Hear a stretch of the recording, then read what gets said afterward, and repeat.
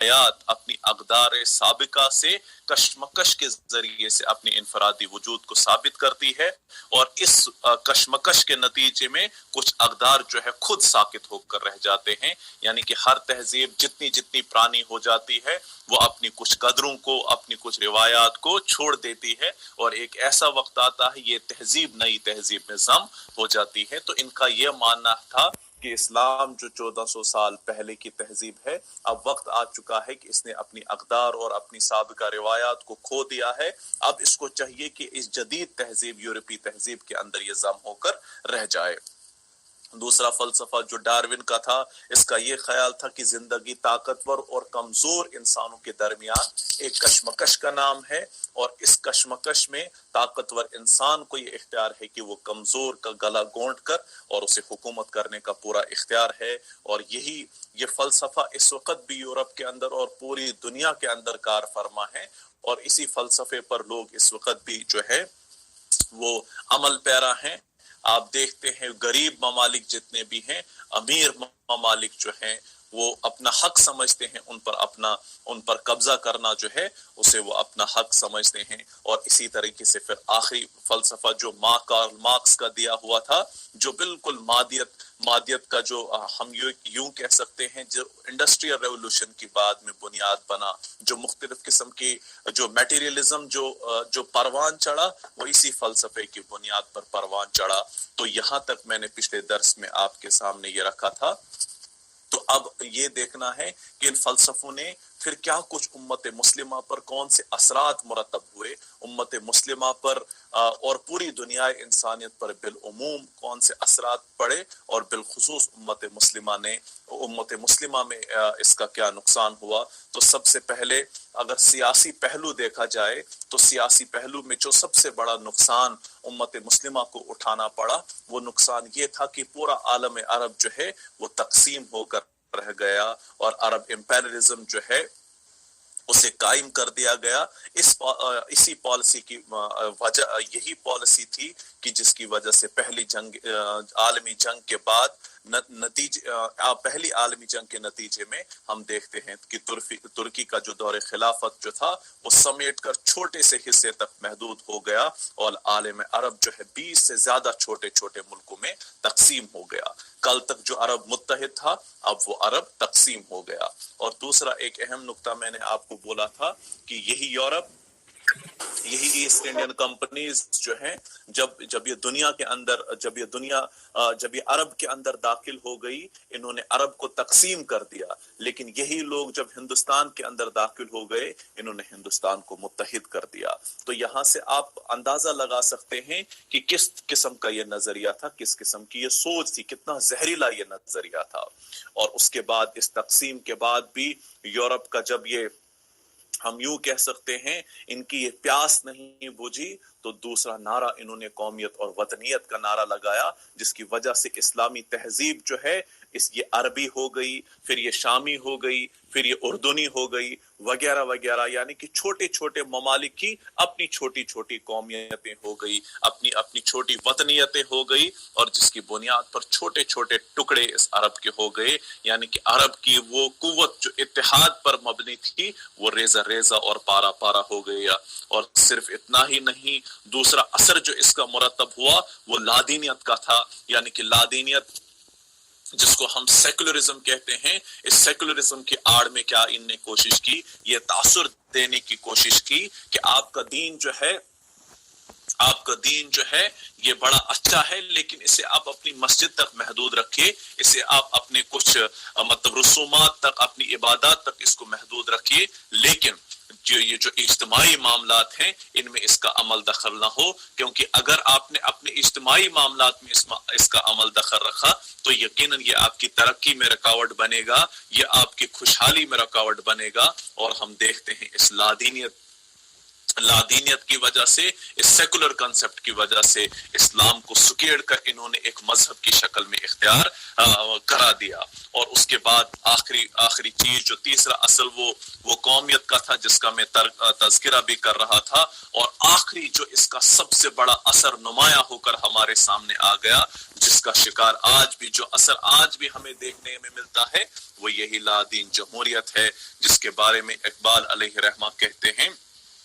कि ये तो सियासत, ये सियासत का वो तस्वर है जहां पर लोगों को गिना जाता है, तोला नहीं जाता। तो ये एक ऐसा बुत दुनिया के सामने रख दिया। तो बकौल डॉक्टर इसरार अलैहि रहमा वो कहते हैं कि पहले तो एक फिरौन हुआ करता था, लेकिन अब बहुत सारे फिरौन जो हैं उनने जन्म ले लिया। यानी कि दुनिया को ये तासुर दिया कि अब इंसान ही जो है वो अपनी मर्जी के मुताबिक हुक्मरानी कर सकता है, अपनी मर्जी के मुताबिक अपने अहकामात बना सकता है, जिसके आज हम भी शिकार हैं। तो ये जो असरात थे, ये दुनिया की सियासत पर ये असरात जो है वो नुमाया हुए। लेकिन अब एक इम्पोर्टेंट चीज जो मैं आपके सामने डिस्कस करूंगा वो इसका कानूनी पहलू था। तो साम्राज्य ने सबसे ज्यादा कानूनी पहलू को अहमियत दी। वो किसी मुल्क से उस वक्त तक नहीं निकले जब तक न उनको ये इत्मीनान हो गया कि इस मुल्क की हुकूमत ने इस्लामी कवानीन की जगह मगरिबी कवानीन को कबूल किया है। तब तक ये साम्राज्य कुव्वतों ने वो मुल्क छोड़ा ही नहीं जब तक न उनके कानून को, इस्लामी कानून को बदल कर ये मगरिबी कानून जो है वो उसके अंदर मतलब जब तक ना उसको इंट्रोड्यूस कराया तब तक वो नहीं निकले। एक ट्रीटी उस वक्त साइन होती है, और ये बात 1922 की है। वहां पर एक ट्रीटी साइन होती है जिसको लेसेंस ट्रीटी आज भी हम कहते हैं। ये ट्रीटी, ये मुआहिदा पहली आलमी जंग के खत्म होने के बाद तुर्की और पहली जंग अजीम में इसकी मुखालिफ फरीक, ये किस के दरमियान, बरतानिया, फ्रांस, इटली, जापान, यूनान, रोम वगैरह के दरमियान ये ट्रीटी जो 20 जुलाई 1922 को अमल में आया। और इसके माहिदे के रू से तुर्की के तसल्लुत व इक़्तिदार का दायरा जो है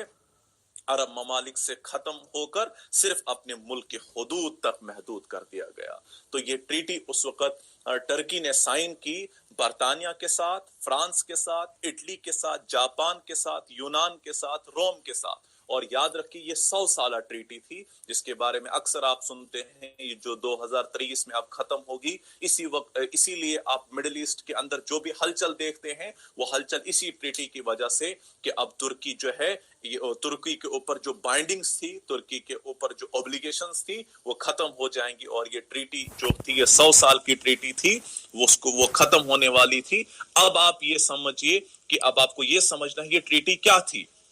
ये लेसेंस ट्रीटी के 50 साल गुजर जाने के बाद तुर्की टेलीविजन ने असमत अनोना का एक इंटरव्यू नशर किया, और इस मामले में तुर्की के नुमाइंदा था। और दौरान इंटरव्यू जब उनसे सवाल किया गया, उन्होंने कहा कि मगरिब ने हमारी आजादी के मुतालबे को तस्लीम कर लिया और चंद शराइत पर हमारे इलाकों में से अपनी फौजों को वापस बुलाया, जिसकी अहम शर्तें ये थी कि उस्मानी खिलाफत को खत्म कर दिया जाए। यानी कि इस ट्रीटी का आप यूं कह सकते हैं इसका बुनियादी मगज यही था कि इस खिलाफत उस्मानिया को खत्म कर दिया जाए, इस्लामी कवानीन को मुनहदिम करके मगरिबी कवानीन जो हैं लागू किए जाएं, और उसके बाद उस्मानी खानदान के तमाम अफराद को जलावतन कर दिया जाए। इस्लाम के शरई कवानीन की जगह मगरिबी कवानीन जारी किए जाएं। और उन्होंने ये शर्त भी रखी कि वो मज़कूरा आखिरी शर्त के सिलसिले में अपना एक वफद रवाना करेंगे जो इसको अमली तौर पर मॉनिटर करेगा कि तुर्की ने ऐसा किया कि नहीं किया। आप अब अंदाजा ये कर सकते हैं कि ये 100 साल पहले की बात आज आप देखते हैं। जो आप मिडिल ईस्ट के अंदर जितनी भी हलचल है वो इसी लेसेंस ट्रीटी के खत्म होने की वजह से, क्योंकि तुर्की के ऊपर ये तमाम बाइंडिंग्स जो हैं वो खत्म हो जाएंगी। और उसके बाद अब आप देखिए कि जब ऐसा हो गया तो अब ये ट्रीटी जब खत्म होगी तो कुदरती बात है कि तुर्की फिर आजादाना तौर पर अपने फैसले खुद कर पाएगा। मतलब ये जो तमाम उस पर जो बाइंडिंग्स थी वो खत्म हो जाएंगी और उसके नतीजे में मुरतब होने वाले असरात जो हैं इंशाअल्लाह उम्मीद है कि वो बेहतर होंगे और इस आलम इस्लाम के हक में होंगे। और उसके बाद जो तहजीबी पहलू था, और इस तहजीबी पहलू जो अहम तरीन पहलू है, जो इस वक्त उम्मत मुस्लिमा के सामने एक अहम तरीन मसला बनकर सामने आया है कि तहजीबी तौर पर इस्लाम की जो असल तहजीब थी वो उसे खत्म करने की जो कोशिश की जा रही है, जिसको अल्लामा इकबाल ने भी बड़े ही खूबसूरत और दर्दमंदाना अंदाज में कौम को समझाया और उन्हें बड़े बेहतरीन, बहुत ही बेहतरीन अंदाज में उम्मत मुस्लिमा के नौजवानों के सामने इस मंजरनामे को रखा कि देखो भाई, मैं इस तहजीब को बहुत करीब से देख चुका हूँ, जिस तहजीब के तुम दिलदादा हो इसे मैं बहुत करीब से मैंने इसे देखा है और बहुत अच्छी तरह से मैं इसे समझता हूँ। और उस वक्त अल्लामा इकबाल अलैहि रहमा जो है उन्होंने बड़े खूबसूरत अंदाज, और ये शेर आपने अक्सर सुना भी होगा, अल्लामा इकबाल अलैहि रहमा वो कहते हैं कि मैंने फैशन में उलझ कर देखा है अक्सर। ये फैशन से मुराद ये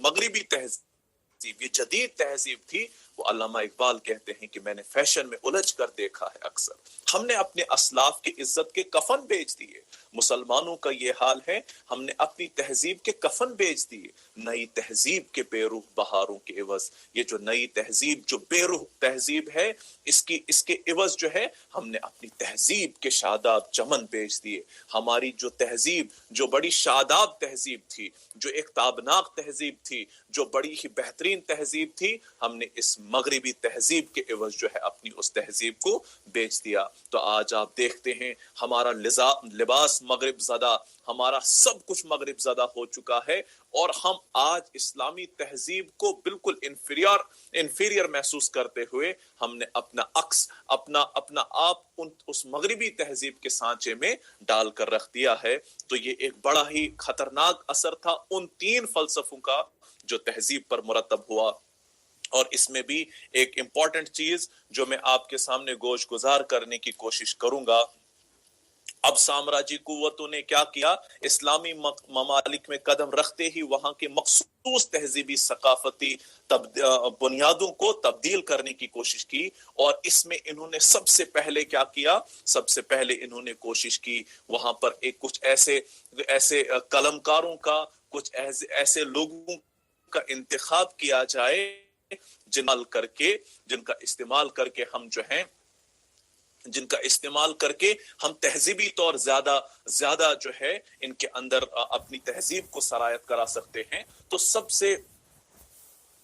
एक सवाल आया है, साम्राज्य कुव्वतें क्या हैं? तो साम्राज्य कुव्वतों से मुराद यही जो इस वक्त आप सहयूनियत जिसको हम कहते हैं, जिसको आप ज़ायनिस्ट जो पॉलिसीज हैं, इससे यही मुराद है। तो मैं बात कर रहा था, तो कुछ ऐसे लोगों को इन्होंने इस्तेमाल किया, जिसमें सबसे पहला नाम तोहा यासीन का है, जिसमें दूसरा नाम कौक एलिब का है, और हिंदुस्तान में यहाँ पर सर सैयद अहमद खान जो हैं, जिन्होंने बड़ी कोशिश की। हालांकि सर सैयद अहमद खान की नीयत क्या थी उस पर हम शक नहीं कर सकते, लेकिन मगरिबी तहजीब को हिंदुस्तान में इंट्रोड्यूस करना और इसे मजबूत करने में एक इंतहाई रोल सर सैयद अहमद खान का भी रहा है। लेकिन दूसरी तरफ से सर सैयद अहमद खान का जो कंट्रीब्यूशन है, बहुत सारे लोगों ने इसके मुतालिक मुख्तलिफ राय है, लेकिन जहां तक एक आप यूं कह सकते हैं रिसर्च पॉइंट ऑफ व्यू से अगर आप कह सकते हैं, यकीनन सर सैयद अहमद खान का बहुत इंपॉर्टेंट रोल हुआ है। तो यहाँ पर इस मगरिबियत को क्योंकि उनके पास कोई ऑप्शन नहीं था, या तो हमेशा के लिए ही उन्होंने गुलामी इख्तियार करनी थी, या मगरिब के साथ मिलकर, अंग्रेजों के साथ मिलकर तालीम हासिल करके उनकी तहजीब को इंट्रोड्यूस करना था। यही उनके पास ऑप्शन था, शायद इसीलिए उन्होंने इसको ऑप्ट किया। तो ये था तहजीबी पहलू पर ये असरात, और जिसके असरात आज भी हमें नुमाया नजर आते हैं। और ये सबसे ज्यादा असरात जो हैं, ये तालीम के जरिए से, तालीम के फील्ड से हमारे अंदर इंट्रोड्यूस हुए, और इतने असरात इन्होंने छोड़े, जिसके मुतल्लिक सैयद मौदूदी अलैहि रहमा कहते हैं कि अब हमारी तालीम गाहों ने कत्ल गाहों की शक्ल इख्तियार की है। इसी वो कहते हैं कि वो तालीम गाहें जहां पर इंसानियत परवान चढ़ती है, लेकिन वहां अब इस इंसानियत के एहसासात को, इंसानियत के जज्बात का कत्ल होता है, क्योंकि जिस फितरत पर अल्लाह ताला ने इस इंसान को पैदा किया था, उस फितरत को मारने का काम इन इदारों ढूंढने का सबक पढ़ाया जाता है। जहां पर इंसान को मादियत का सबक पढ़ाया जाता है, जहां पर इंसान को इंसान दुश्मनी का सबक पढ़ाया जाता है, इंसानी नफरतों का सबक पढ़ाया जाता है, और सबसे बढ़कर जो सबक पढ़ाया जाता है वो खुद ये जो हम कहते हैं जिसे सेल्फिशनेस का सबक पढ़ाया जाता है। हर एक इंसान सिर्फ अपनी ही नैया को पार लगाने की धुन में सवार है, बाकी उसे कोई फर्क नहीं पड़ता उसे दाएं और उसके बाएं क्या हो रहा है। तो ये वो तहजीबी असरात थे जो मुरतब हुए इन तीन फलसफों की बुनियाद पर। उसके बाद जो माशी तौर पर जो इस वक्त बैकबोन है किसी भी तहजीब की, बैकबोन उसकी माशी स्ट्रेंथ होती है। आज अगर उम्मत मुस्लिमा यूरोप की गुलाम बन चुकी है अपनी इस माशी कमजोरी की वजह से। हम देखते हैं कि हमारे जितने भी ममालिक हैं वो इस वक्त भी यूरोप के सामने किसी भी मसले पर, चाहे वो फलस्तीन का मसला हो या कोई और मसला हो, हमारे तमाम ममालिक जो हैं वो किसी करारदाद पेश करने से ज्यादा और कोई पेशरफ नहीं कर पाते। उसकी बुनियादी वजह है कि उनको माशी तौर पर खोखला कर दिया गया है और अपना गुलाम बना दिया गया है। और जिसकी बेहतरीन मिसाल हमारा अरब है, जिनको अल्लाह ताला ने तमाम नियामतों से नवाजने के बावजूद भी आज वो हम देखते हैं यूरोप के तलवे चाटते हुए हमें नजर आते हैं। और वो यही कि इनको सूद की इस लानत के अंदर, सूद के इस निजाम के अंदर इस तरह से जकड़ दिया गया कि वो आज अपनी ही उस दौलत को वो सिर्फ उसका 2%, अगर आप इकोनॉमिक टेररिज्म पर कभी आप इंशाल्लाह लेक्चर रखेंगे तो यकीनन उस पर भी बात करेंगे, तो आपको इतना सिर्फ इजमाली तौर पर कहूंगा कि अरब की इस वक्त ये हालत है, वो अपनी ही दौलत का सिर्फ 2% जो है वो अपनी तरक्की के लिए इस्तेमाल कर सकते हैं। रेस्ट ऑफ द जो उनकी दौलत है वो सारी यूरोप के कब्जे में है, जिसे यूरोप अपने मजे से इस्तेमाल कर रहा है। तो दूसरी चीज ये कि जो माशी तौर पर जब इंसान कमजोर हो जाता है तो यकीनन फिर इस इंसान को क्या होता है, गुलामी करनी पड़ती है, उसे उसकी पेट का ये मसला बन जाता है। तो यही मामला हम देखते हैं इस वक्त अक्सर उम्मत मुस्लिमा के जो ममालिक हैं उनका यही हाल है। उसके बाद माशरती तौर पर भी हम देखेंगे कि हम जब अपने माशरे पर इस वक्त नजर दौड़ाते हैं तो इस्लामी तालीमात पेश करने में भी यकीनन हम मानते हैं कि इस्लामी तालीमात को जिस अंदाज से पेश किया जाना चाहिए था उस अंदाज से पेश नहीं किया गया, जिसकी वजह से हम देखते हैं कि आज जो उम्मत मुस्लिमा के नौनिहालान हैं वो बिल्कुल इस्लामी तहजीब से आ रही हैं, वो मगरिबियत के दिलदादा हो चुके हैं। क्यों? क्योंकि हमने अपनी तहजीब की खूबसूरती, उसकी शादाबी और उसकी रानाई शायद उस अंदाज से उनके सामने पेश नहीं की। उनको हमने बड़ा कन्वर्जेंट तस्वुर इस इस्लाम का दिया, बड़ा महदूद तस्वुर इस इस्लाम का दे दिया, जिसकी वजह से वो इस्लाम की इस तहजीब से मुतनफिर हो गए और वो मगरिब की तहजीब में उन्हें अपनी स्पेस नजर आई, और जिस स्पेस की वजह से हम देखते हैं वो उनके दिलदादा हो गए। अब तो ये असरात थे, लेकिन अब देख लीजिए ये जो असरात मैंने आपके सामने पेश किए, इसका मतलब ये नहीं है कि हम मायूसी के उन दलदलों में चले जाएं, नहीं, ऐसी बात नहीं है। ला तक़नतु मिन रहमतिल्लाह, अल्लाह ताला की रहमत से हमें कभी ना उम्मीद नहीं होना चाहिए। और कुछ लोग ऐसे हैं 19वीं सदी में ही हम देखते हैं कुछ